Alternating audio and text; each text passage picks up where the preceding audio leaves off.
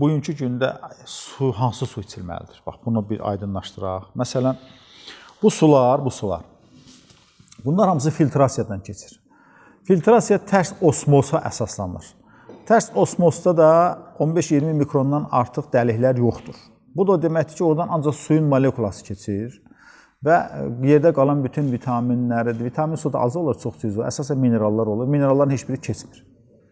Yəni biz bu su ilə tutalım ki, biz mineral balansımızı dolduracaqsa yanlış bir fikirdir. Doldurun.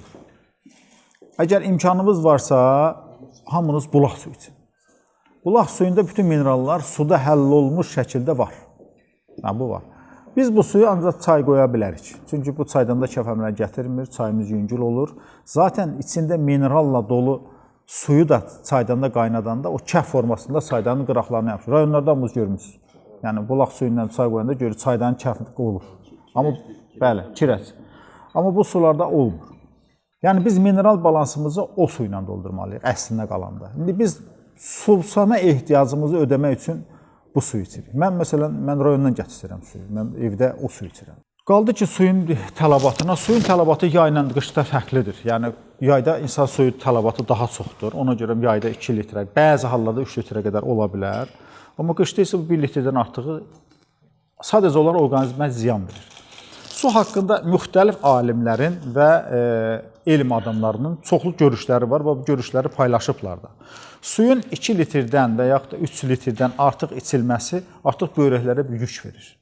Hətta bəzi nəzəriyyə vardı, bu nəzəriyyə uzun müddətdə işlədi. Yəni bütün dünyada bu böyük bir sensasiya oldu ki, səhər-səhər duranda 1 litrə qədər suyun az qarnına içilməsi bütün orqanizm üçün çox əladır.